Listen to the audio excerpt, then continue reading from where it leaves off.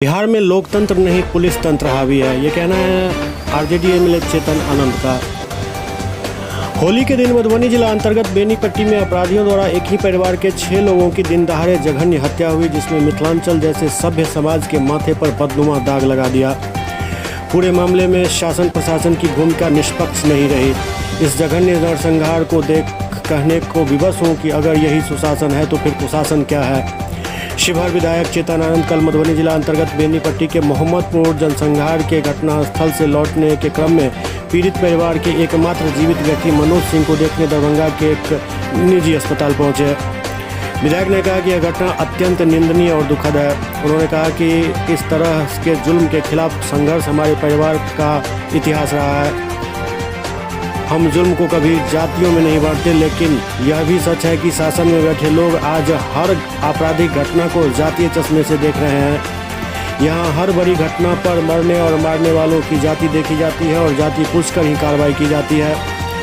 उन्होंने कहा कि संपूर्ण बिहार में कानून व्यवस्था चौपट है। अपराधियों के मन से वर्दी का खौफ खत्म हो गया है। राज्य में भू माफियाओं, शराब माफियाओं और अपराधियों की समानांतर सरकार चल रही है। सुशासन का नारा था न्याय के साथ विकास, पर टॉर्च लेकर ढूंढने से भी यहाँ न न्याय मिलता है न ही विकास दिखता है। इस दौरान चेतन आनंद ने बताया कि हमारी कुछ मुख्य मांग है, जिसमें घटना की न्यायिक जांच हो, स्पेशल टास्क फोर्स गठित कर सभी अपराधियों की अतिशीघ्र गिरफ्तारी सुनिश्चित हो, मुकदमे का स्पीडी ट्रायल चलाकर मुलजिमों को मृत्युदंड या आजीवन कारावास की सजा मिले, मृतकों के परिजनों को 15-15 लाख रुपया मुआवजा और एक सरकारी नौकरी मिले, घायलों का इलाज मुफ्त हो और 2,50,000 रुपया मुआवजा दिया जाए। सरकार मृतकों के बच्चियों की शादी की व्यवस्था करे। उन्होंने कहा कि सरकार अगर उदासीनता दिखलाती है तो मृतकों के मासूम बच्चों की मदद में समाज के प्रबुद्ध लोगों को आगे आना चाहिए।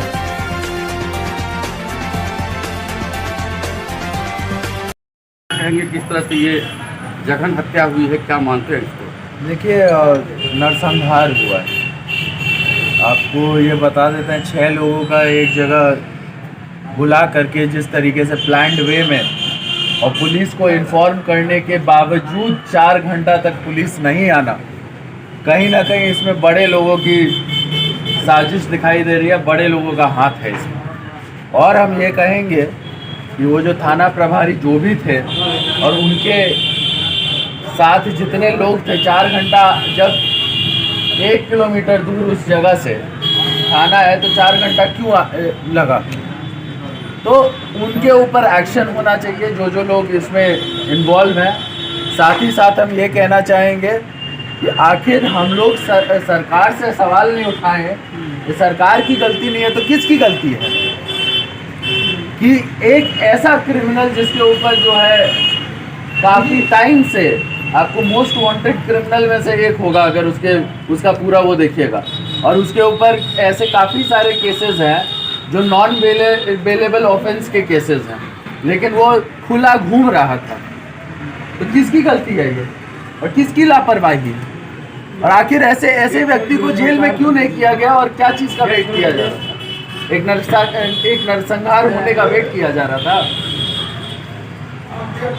हम लोग ये सब प्रश्न उठा रहे हैं, और अगर इन लोगों के ऊपर जो लोग क्राइम करने में इन्वॉल्व थे, हमको सुनने में आया दर्जनों लोग थे उधर, जब तक उनके ऊपर कार्रवाई नहीं होती है, स्पीडी ट्रायल नहीं होता है, उनको सख्त से सख्त सज़ा नहीं मिलती है, तब तक हम लोग परिवार के साथ हैं, आंदोलन करेंगे।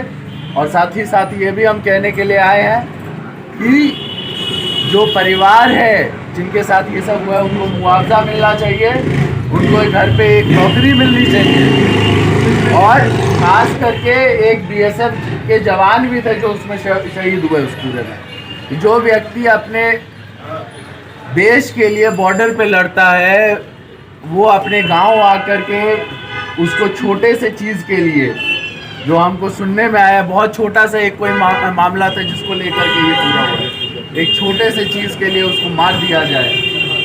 दुर्भाग्य है, इस बिहार का दुर्भाग्य है इस देश का। क्या समझते हैं बिहार में लॉ एंड ऑर्डर? सरकार से हम यही बोलेंगे, ये सरकार जो है आंखों से पट्टी हटाए। हाँ, ये आपकी लापरवाही की वजह से ये सब हुआ है, और आपको ये समझना होगा कि सरकार अगर उस व्यक्ति को जिसके ऊपर दर्जनों मामले हैं, नॉन बेलेबल ऑफेंस है, उसको अगर अरेस्ट कर लिया होता तो शायद आज ये दिन देखने को नहीं मिलता। दिन दहाड़े 5 लोगों की हत्या की गई, क्या मानते हैं? होली के पर्व में 5 लोगों को मार दिया गया। एक क्रिटिकल है जिनको अभी देखने के लिए आए थे, शिक्षक है। हाँ, एक क्रिटिकल है। तो ये अपने आप में दिखाता है कि बिहार में चल क्या रहा है। यहाँ पर कोई भी सेफ नहीं है। जिस तरीके से ये लोग पुलिस विधेयक ले आते हैं, हाँ, उसके बाद क्या क्या होता है, ये पुलिस के तंत्र एक तरीके से चल रहा है। लोकतंत्र खत्म है, पुलिस तंत्र ये लोग चलाने की। विधि व्यवस्था के संदर्भ में क्या कहना चाहिए? विधि व्यवस्था कहाँ है, क्या है?